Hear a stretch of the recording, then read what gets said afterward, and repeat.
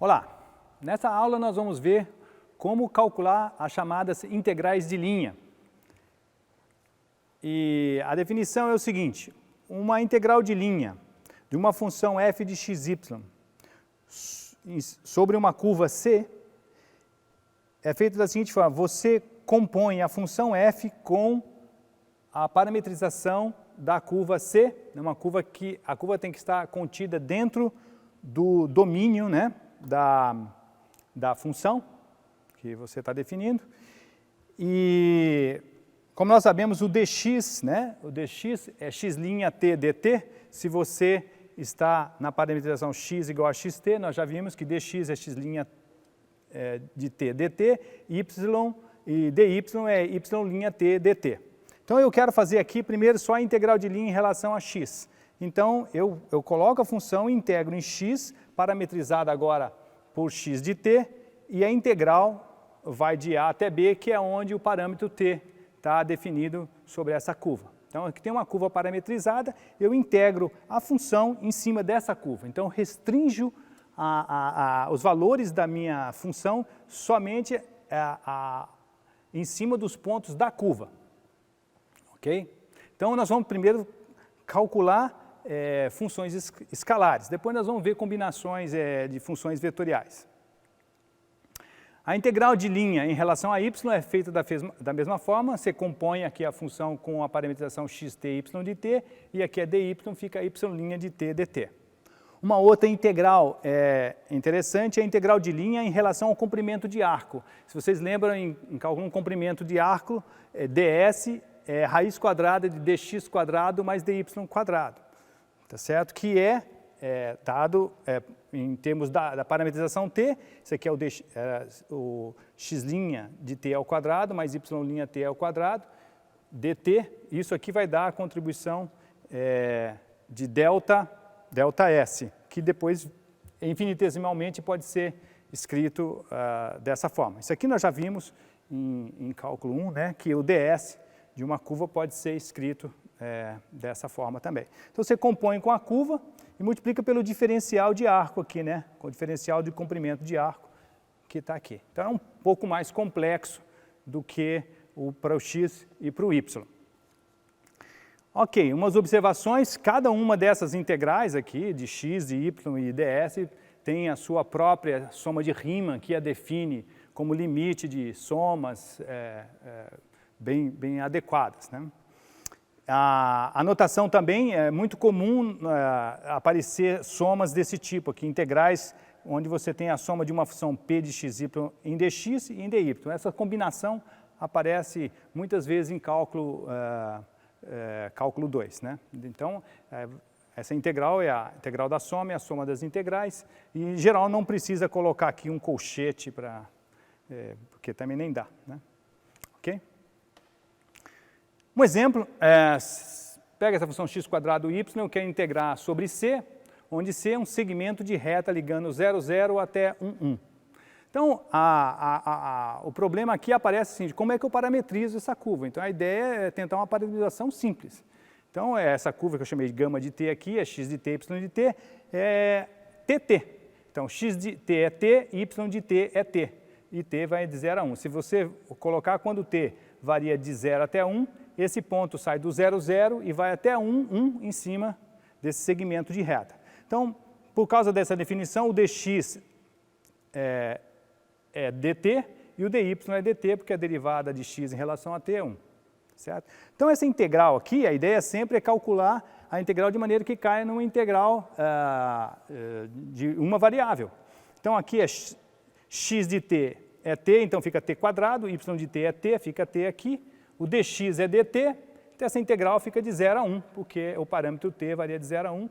Essa é uma integral simples de fazer, um t cubo, e dá 1/3 a integral. Um outro exemplo, vamos pegar essa integral x2 menos y2, mas agora eu vou pegar uma curva, um arco de parábola ligando 0, 0 a 1, 1. Então, se você tem um sistema de cartesiano assim, eu estou fazendo um arco de parábola indo do ponto 0, 0 até 1 em cima do arco, né? Então, como é que eu parametrizo agora essa curva? Essa curva eu posso parametrizar como x de t igual a t e o y de t igual a t quadrado. Se você olhar, ele vai andar, quando t varia de 0 a 1, esses pontos aqui correm de 0, 0 até 1 em cima do arco de parábola. Só que agora o dx de t é dt e o dy é 2t dt. Então, de novo, essa integral de linha aqui, né, só que agora fazendo em relação a dy, vai ser t quadrado, porque x é t, y quadrado, como aqui é t2, então isso aqui fica t4, e o dy é 2t dt. Integral simples de fazer, polinomial, dá 1/6.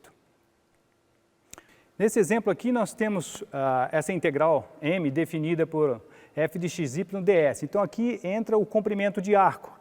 Então, essa integral, fisicamente, pode ser interpretada, isso aqui, como uma densidade de massa linear, e ds como sendo o comprimento elementar no fio, ou num arame. Então, isso daqui dá uma massa elementar. Então, se você olhar as somas de Riemann dessa integral aqui, isso aqui dá a contribuição de pequenas massas infinitesimais, e a integral de todas elas dá a massa do arame modelado pela curva C. Então, um exemplo que vamos tomar aqui, uma circunferência de raio 1, e com densidade linear, essa função aqui é chamada densidade linear, né, dada por y². É uma função possível.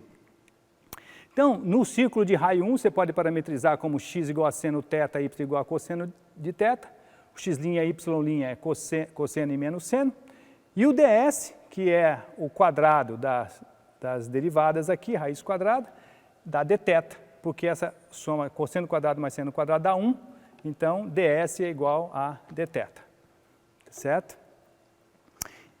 Aí essa integral fica o quê? O y², que é seno ao quadrado de θ, vezes o 1, que é a função que está aqui, vezes o dθ. Certo? Então, essa integral, você pode procurar na tabela ou resolver com uma transformação trigonométrica, dá essa função aqui, lembre-se, aqui é uma integral agora de uma variável só. Então, você vai encontrar a integral de 0 a 2π, substituindo nessa fórmula da π, é fácil de calcular, uma vez que você tem essa primitiva aqui, tá certo? Então, repito, a ideia é sempre cair numa integral de uma variável, e essa integral pode ser difícil, mas se ela for difícil, você tem que ir por uma tabela de integrais e substituir aqui os extremos na primitiva e dar o valor que você precisa. Agora, integrais de linha no espaço, quer dizer, o que foi feito em dimensão 2, que era integrais em dx e dy, e aqui não tinha a variável z, eu posso fazer também em 3 dimensões. Então, agora as minhas funções são de 3 variáveis, x, y, z, e eu tenho a contribuição em dx, em dy, em dz. Lembrando que dx é x' de t dt, dy é y' de t dt, e dz é z' de t dt. Então, uma integral de linha, né, em relação ao comprimento de arco, vai ser f composta com a curva xt, yt, zt, né, que está em R3, vezes agora o ds, que é dado pela contribuição adicional do z' de t ao quadrado e dt, tá certo? Então, esse aqui é o elemento de linha, né, em 3 dimensões. E a integral t aqui varia de a até b. Realmente, o intervalo aqui AB é onde t está variando, né, a sua curva.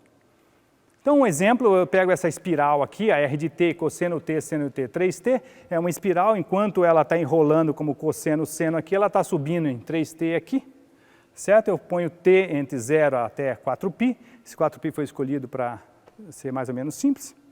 E eu quero calcular essa integral, x, y, z, ds. Então, eu quero calcular essa função f de x, y, z, mas em relação ao comprimento de arco em 3 dimensões. Então, de novo, a mesma coisa eu tenho x de t é cosseno t, então isso aqui dá menos seno, a derivada do seno dá cosseno, a derivada de zt igual a 3t, aqui faltou um igual, z' de t igual a 3. Então, de novo, substituindo essas funções aqui, ó, x, y, x, né, y, z, que é o 3t, vezes o seu ds, que está aqui. Então, aqui é seno quadrado, cosseno quadrado, mais 9. Por acaso, nesse caso facilitou o cálculo, seno quadrado mais cosseno quadrado é 1, 1 mais 9 é 10, então esse termo aqui ficou reduzido a raiz de 10, e agora a integral, esse 3 raiz de 10 sai para fora, a integral fica de 0 até 4π, dessa integral simples aqui, isso aqui é 1/2 de seno de 2t, então a integral fica simples de calcular, tá certo? Então realmente a integral ficou fácil por causa do fato que seno quadrado mais cosseno quadrado é igual a 1. Né? Às vezes, eu repito que essas integrais que caem em uma variável, elas podem ser difíceis, e às vezes tem que procurar em tabelas de integrais. Agora, integrais de campos vetoriais. Até agora nós fizemos integrais de linha de funções, né? E vamos fazer a de campos vetoriais. Em campo vetorial, você tem 3 funções, você tem um vetor aqui decomposto, né? Um vetor R de t, para cada t eu tenho um vetor no espaço, ele está decomposto em sua parte em x, y e z de t.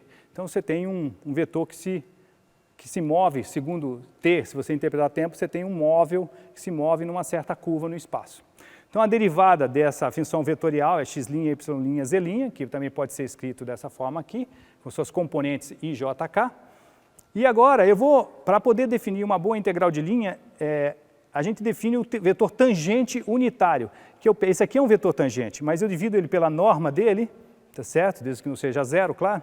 Então esse vetor, novo vetor aqui, é um vetor chamado tangente unitário, porque eu dividi pela norma dele. Lembrando que a norma aqui, de R' de t, é raiz quadrada de x' ao quadrado, y' ao quadrado e z' ao quadrado.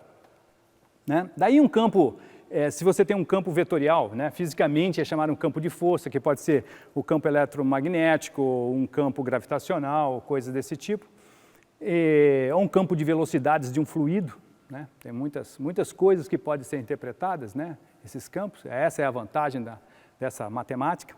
Então ela está definindo uma região aqui, uma região 3D, né? Um volume, né? Uma região em dimensão 3. E você pega uma curva dentro desse domínio. Então, eu posso definir uma integral que é da seguinte forma. A inteligência aqui é cair dentro de uma função que seja escalar.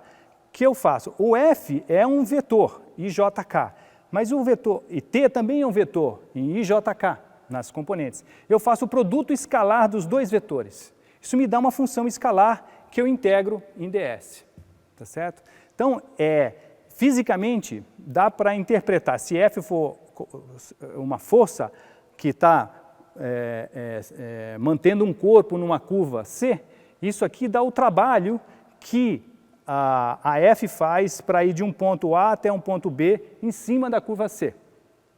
Certo? Então, essa é a interpretação de trabalho desse produto interno entre a força e o vetor tangente à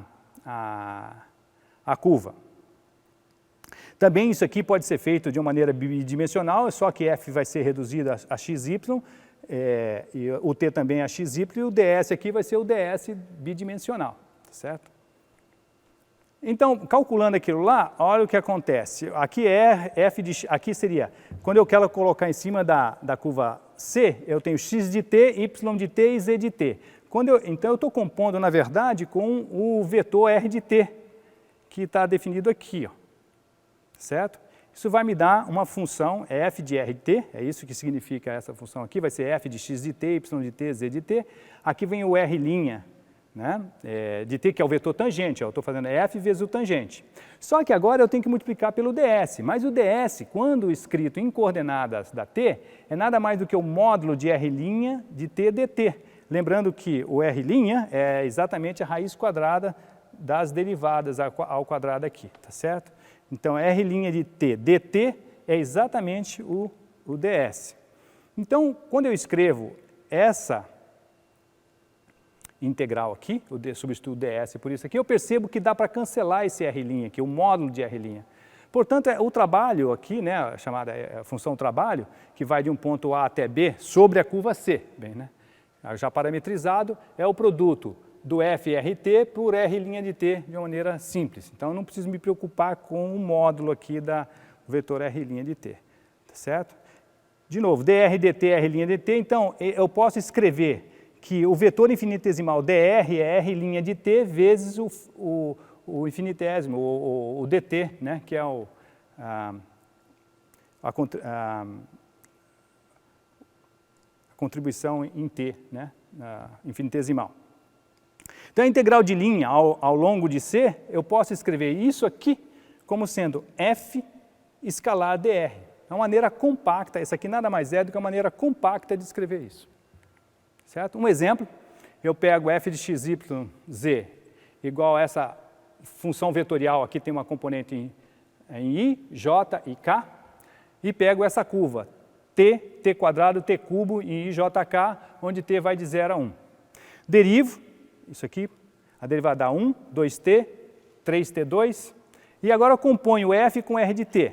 Então, compor com r de t significa que aqui vai ficar x de t, onde tem x, vou substituir o x de t, vou substituir o y de t e o z de t. Ora, aqui dá 8x², então dá t quadrado, vem daqui, esse y é t quadrado, vem daqui, e o z é t cubo, vem aqui. Então isso aqui vai dar 8t7. Mesma coisa para as outras componentes, e obtenho esse vetor aqui, simples, agora é um vetor em t. Né? Ela descreve um vetor em ijk na variável t, porque eu já compus f com x, y e z de t. Agora eu pego r' e faço o produto escalar desse vetor aqui com esse vetor aqui. Então, o produto escalar é componente a componente. 8t7 vezes 1, 5t cubo vezes 2t, menos 4t cubo com 3t quadrado. Fazendo essa conta, se eu encontro essa função agora escalar, porque eu fiz um produto escalar, tá certo? E agora eu substituo essa integral de 0 até 1 dessa função escalar, que dá igual a 1. Então, é muito simples depois. Nesse caso, deu uma função simples de calcular. A integral de linha pode ser escrita em componentes também. Eu posso pegar um vetor e escrever como... ou seja, esse vetor aqui tem a sua componente em i, em j, em k, que são funções de x, y, z. Então, f dr, que é f vezes r' dt, né? Eu coloco aqui. Essa função é f aqui, desse jeito. Aqui está o vetor r'. E quando eu faço o produto interno, eu vou obter isso aqui. Certo? Então, isso aqui, se você lembrar que x' dt, y' dt, z' dt é dx, dy, dz, essa integral aqui, f dr, também pode ser escrito como p dx, q dy, r dz, onde p, q e r são funções de x, y, z, e a integral de linha está restrita aos pontos da curva C. Tá certo? Então, as integrais, as p, q e r, são funções de t.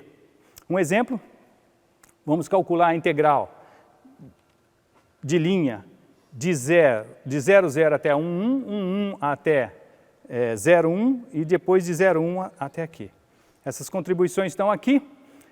Veja, você tem que integrar nesse contorno aqui, nessa curva fechada, tem que integrar por partes. Primeiro sobre essa curva C1, depois sobre a curva C2 e depois sobre a curva C3, porque você tem pontos de descontinuidade aqui da derivada. Então, você integra que C é C1, união com C2, união de C3. Na curva C1 é parametrizada assim, é x de t, t. Se vocês olharem aqui, é x de t, t, parametriza essa curva. Essa aqui, o y é igual a 1 e o dx é 0. Esse aqui, o x é igual a 0 e o dy é igual a 0. Então, fazendo essas contribuições para y de t, definindo cada uma delas, tá certo? Veja bem aqui, eu quero mostrar a curva C2. A curva C2 vai do ponto 1, 1 até 0, 1. Isso então, x de t não pode ser t ou menos t, tem que ser 1 menos t. Quando t é igual a 0, dá 1 aqui, ó. O xt, tá certo? Então vai dar o ponto 1, 1. Quando t é igual a 0, dá o ponto 1, 1, que é de onde você está partindo mesmo, aqui. Certo? A mesma coisa para as outras curvas. E aí você calcula essa integral, como p dx, q dy, é a integral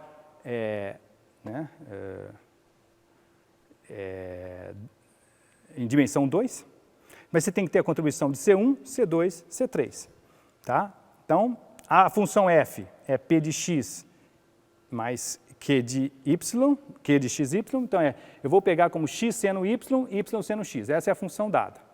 Então, se você fizer a integral, e compõe P e Q dentro daquelas curvas, né? Para C1, você tem aqui essa contribuição da seno de 1 menos cosseno de 1, onde você substitui P de xt, Y de xt, dx, x' de t, dt, a mesma coisa para dy, como nós fizemos anteriormente. Essa integral em C1 dá isso aqui.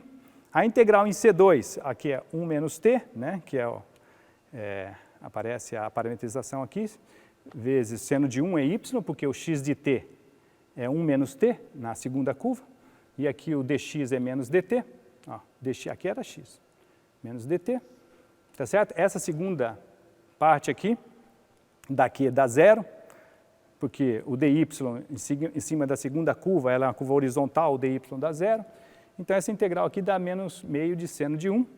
E a terceira integral, se vocês olharem, dá zero, exatamente zero, porque o dx é zero numa parte e a função é zero na outra. Então, o que acontece? A hora que você integra isso aqui, de p dx q dy, dá seno de 1 menos cosseno de 1, menos a contribuição, mais a contribuição da segunda parte. Então, dá esse valor aí, bastante simples. Então, a ideia é sempre pegar as funções que você está, compõe com uma curva e usa os diferenciais, a relação diferencial da transformação que você tem de x de t, y de t e z de t, tanto faz em dimensão 2 como em dimensão 3.